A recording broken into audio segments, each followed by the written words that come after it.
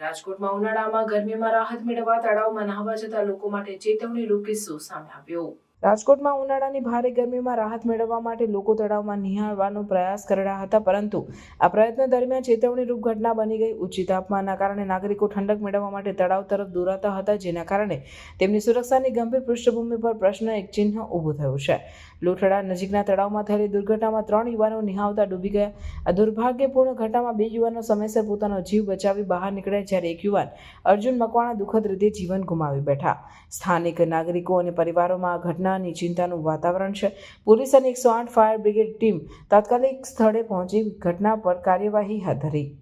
અધિકારીઓ દ્વારા અકસ્માતના કારણો અને તેની ગંભીરતાને ધ્યાનમાં રાખીને વિસ્તૃત તપાસ શરૂ કરવામાં આવી છે, જેથી આવનાર સમયમાં આવા દુઃખદ ઘટનાનું પુનરાવર્તન ન થાય। આ દુઃખદ ઘટનાએ શહેરના નાગરિકોને ચેતવણી આપવાની સૂચના આપી છે કે ગરમીના તીવ્ર સમયગાળા દરમિયાન તળાવનો ઉપયોગ કરતા પહેલા ખૂબ જ સાવચેત રહેવું જરૂરી છે। સ્થાનિક પ્રશાસન અને સુરક્ષા વિભાગે નાગરિકોને સલાહ આપી છે કે હવામાનની હાલતને ધ્યાનમાં રાખીને જ પ્રવેશ કરવો અને શક્ય હોય તો વધુ સલામતીના ઉપાય અપનાવવા જરૂરી છે।